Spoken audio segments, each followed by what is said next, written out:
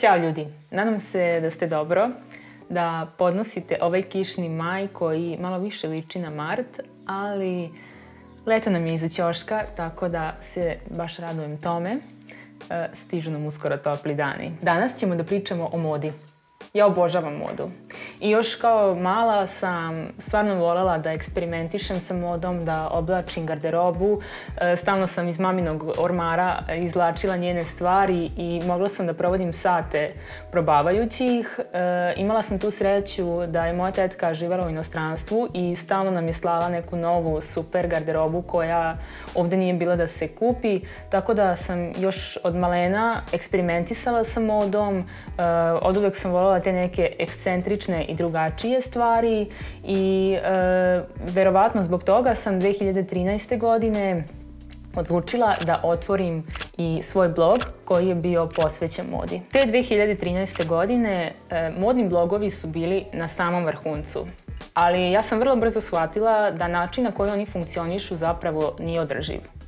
Devojke koje su bile ispred modnih blogova bi stalno, čak i svakodnevno, objavljivale nove postove u novoj garderobi i svaki put kada bi se slikale, to bi značilo da odlaze u kupovinu i oblače nove stvari. Pa čak i da ne odu u kupovinu, da im je neko slao tu garderobu, ali to je stalno bila nova garderoba. Nekako je postalo sramota da se 2-3 puta ta devojka koja vodi svoj modni blog pojavi u istim stvarima i počelo je da se nameće da bi bio cool i u trendu ti moraš stalno da kupuješ nove stvari. Modna industrija je ovo dočekala raširenih ruku i umjesto toga da imamo kolekcije koje se proizvode za proleće, leto, jesen i zimu, mi smo dobili međukolekcije, dobili smo kolekcije koje se prave na mesečnom nivou, pa danas čak imamo i kolekcije koje se izbacuju nedeljno. Osim toga, dobili smo i limitirane kolekcije koje nekako stvaraju taj osjećaj da moraš sada da kupiš, jer ako ne kupiš sada ti si propustio tu stvar. I u stvari modna industrija je počela da igra na strah. Ako ne kupimo nešto odmah, mi to nećemo ni imati. Nekada smo imali trendove koji su trajali celu jednu deceniju. Sjećate se, mode 70-ih, 80-ih ili 90-ih godina. A danas trendovi traju jako kratko i menjaju se brzinom svetlosti, tako da je potpuno nemoguće da ih uhvatimo. Nekada smo pratili na Fashion TV-u high fashion modu, ali to nije bilo ono što smo viđali uživo. Postojala je ta razlika između nečega što je moda na TV-u, što nose poznate ličnosti i onoga što se nosi zapravo. A pojavom fast fashion brendova koji su počeli jako brzo da skidaju krojeve koje se nalaze na pisti, mi smo dobili garderobu koja je cool, koja je u trendu i koja je dostupna svima. Vrlo brzo sve te stvari koje jedva čekamo da kupimo izlaze iz mode. I šta se onda dešava sa tim stvarima? Zapadnu tamo negde iza u ormaru, mi ne gledamo na njih nekih par meseci, godinu dana i na kraju verovatno završe na deponiji. Zapravo, kupovina nove garderobe nam nikada nije bila lakša. Brza moda podrazumeva da nam je garderoba pristupačnija nego ikada, ali u isto vrijeme sva ta garderoba je mnogo manje kvaliteta nego što je nekada bila. Materijali koji se danas koriste su sve lošiji i sve češće je garderoba napravljena od plastike. Da li se pitate ko su ljudi koji prave tu garderobu? Jer ako je garderoba jeftinija i plate tim ljudima su mnogo manje i verovatno ispod minimuma koji bi trebao da bude, a ne tako retko su na tim mestima, to jest ljudi koji prave tu garderobu, deca. Modna industrija s polja izgleda sjajno, izgleda baš primamljivo, ali ako uzmemo lupu, ne moramo da uzimamo ni lupu.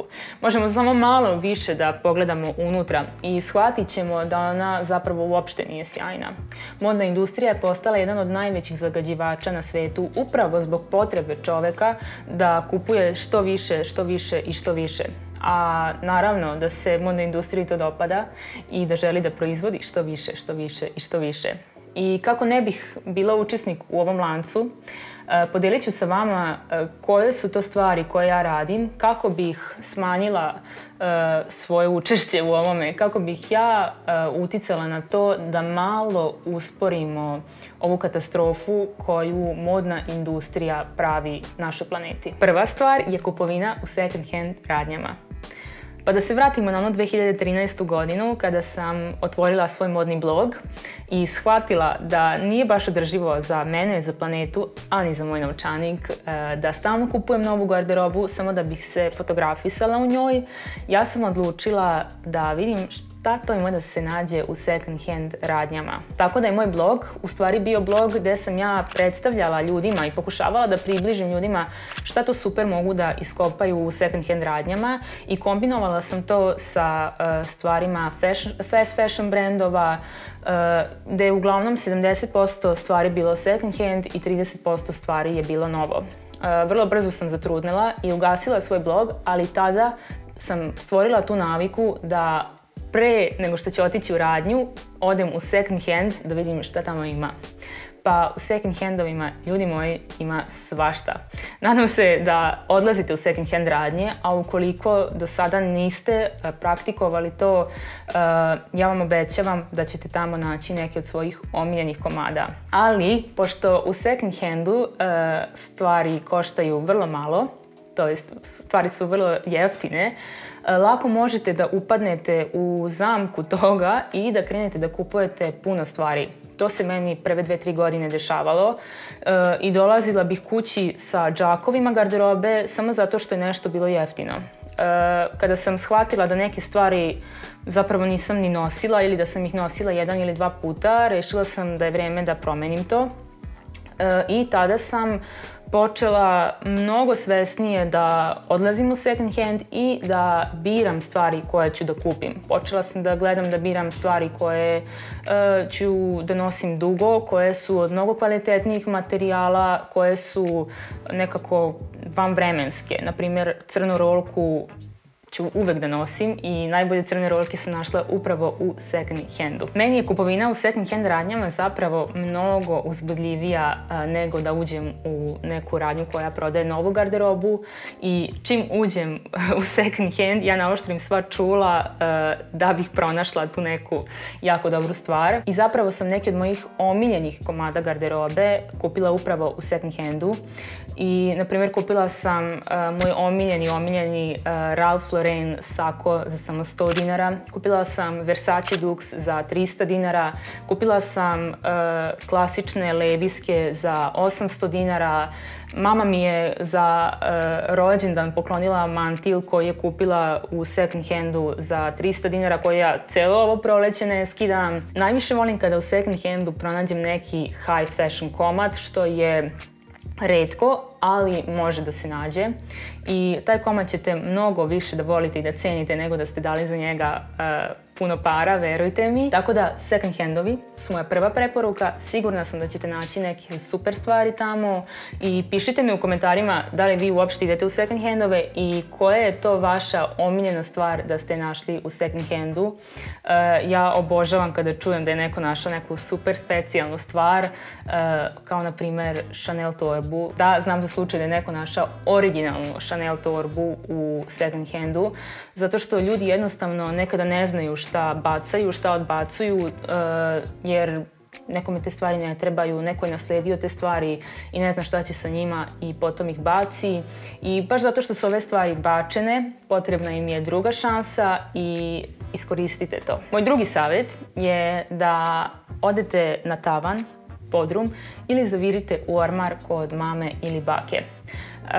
Neke od omiljenih stvari koje posjedujem su upravo one stvari koje sam nasledila od mame.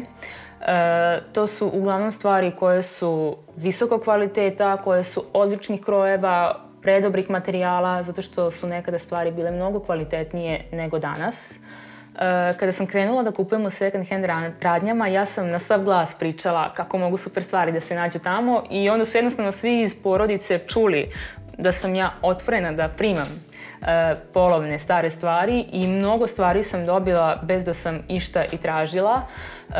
I verujem da ćete u ormaru od mame ili bake, kao što sam rekla, tetke, sigurno naći neke super stvari. Njima su možda male, možda više ne žele da ih nose i eto još jedne šanse da starim stvarima date novi život. Treća stvar koju radim je da obavezno obilazim buvljake zato što su oni jedno blago za aksesuare. Na buvljacima možemo da nađemo i garderobu, ali uglavnom je garderoba nabacana i razbacana i meni malo smeta da tražim po tim gomilama garderobe nešto dobro i onda izbegavam da kupujem garderobu samo zbog toga. Ako imate želju, možete da tražite garderobu i na buvljacima, ali zato imam strpljenje da satima šetam i satima tražim dobre aksesuare po buvljacima. Meni to dođe kao neko opuštanje vikendom i to ne radim svaki vikend, jednom mesečno odem na buvljak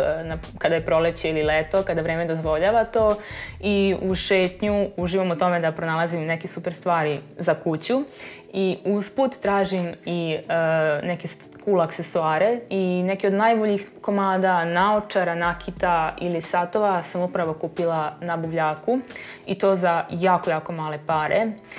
Možete da se cenkate i za 100 dinara sigurno možete da kupite cool naočare, cool vintage naočare.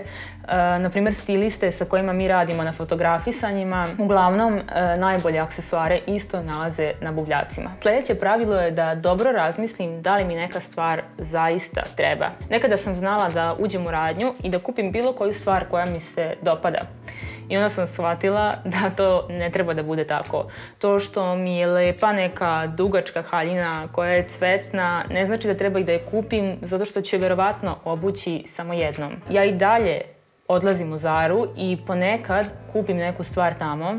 Ne kažem da treba da se potpuno odreknemo kupovine u radnjama koje su fast fashion, ali mislim da stvarno 100 puta treba da razmislimo da li nam je ta stvar potrebna.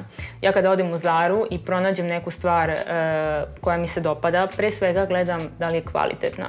Mislim da 90% stvari u Zari je jako, jako loše kvaliteta. Dešavalo mi se kada kupim neku majicu da se skupi ili da se razvuče. Jednostavno da posle 2-3 meseca ona više nije za nošenje. I shvatila sam da takve stvari ne želim da kupujem jer je to jednostavno bacanje para. Zato ukoliko nađem stvar koja je dobro kvaliteta, koja je lepo kroja, koju ću nositi 5-10 godina, ja tu stvar kupim, ali pre ulaska u kabinu ja pomislim da li meni ova stvar treba i onda uđem u kabinu. Kada je obučem, ja se ponovo pitam da li meni ova stvar treba i pre kase se opet pitam da li meni ova stvar treba da bih sebi dala zeleno svetlo da kupim tu stvar. Ono što također radim je da ne kupujem online, to jest izbegavam online kupovinu zato što ne mogu da vidim kakva je ta stvar zaista. Dešavalo mi se da poručim neke stvari i kada one stignu, ta stvar nije takva kakva je bila na fotografiji. Shvatim da je loše sašivena, da je loše kvaliteta i onda tu stvar moram da vratim. E sada, kada radimo to, moramo da budemo svesni da osim što je ta stvar doputovala iz neke zemlje u Srbiju, ta stvar je još putovala do nas i mi smo je verovatno vratili poštom nazad, pa će opet da putuje negde i mi na taj način dodatno zagađujemo planetu. Zatim, ono što sve više pokušavam da praktikujem jeste da kupujem garderobu domaćih dizajnera, od domaćih brendova. Kada odlučim da treba da kupim neku stvar, prvo vidim da li to mogu da nađem kod domaćih dizajnera, zato što zbog posla stvarno znam koliko su oni posvećeni tome, koliko vremena, truda ulažu u svoj brend, u svoj posao i mnogo mi je draže kada mogu očima da vidim osobu kojoj dajem novac nego kada novac ostavljam nekoj velikoj firmi. E sada, najvažnija stvar, a sve su važne, ali ova je stvarno bitna, jeste da mazimo, pazimo i održavamo svoju garderobu. Džabe mi možemo da pazimo koji će biti materijal, koji će biti kroj, kakav je sastav, kako je sašiveno nešto, ako ne pazimo to. Ja sam nedavno počela da sve stvari koje mi se pokidaju, pocepaju, nosim kod krojača. I mogu da vam kažem da kad ta stvar dođe nazad kod mene, ja se osjećam kao da je to nova stvar. I dopada mi se taj osjećaj i zaista treba da se setimo kako su to nekada radile naše bake, koje su same šile nešto kada se pokida. A mi ne moramo to da radimo ako ne znamo, ja iskreno ne znam i volim da odnesem stvar da mi se obnovi kod krojača. Još jedna stvar je da sve svoje sakoe, pantalone i kapute redovno nosim na hemijsko čišćenje, zato što na taj način produžavam život tim stvarima.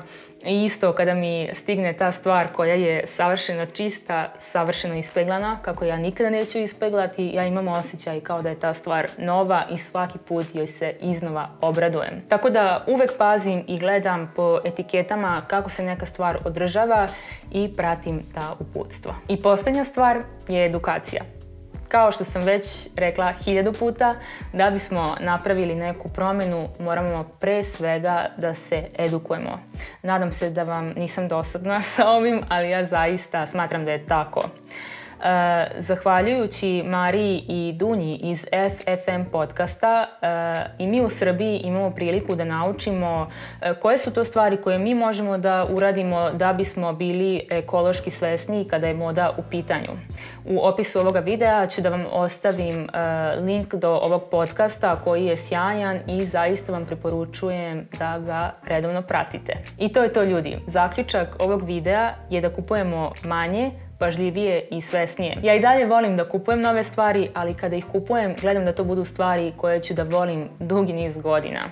Crna košulja, bela košulja, crna rolka, crna haljina, dobar karirani sako ili kaput od kašmira nikada neće biti out.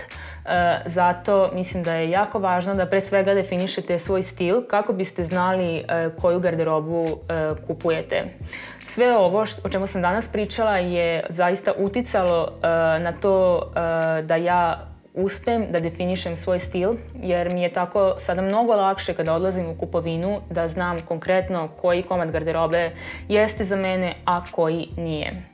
Ukoliko vam se ovaj video svideo, lajkujte ga, a mi bismo možda mogli malo češće da pričamo o modi, pa ako imate neke ideje šta biste voljeli da čujete od mene, a da je moda u pitanju, slobodno me pišite u komentarima. To je to. Ako želite da se družimo i sljedeće nedelje, subscribeujte se na moj YouTube kanal i vidimo se. Ćao, ljudi!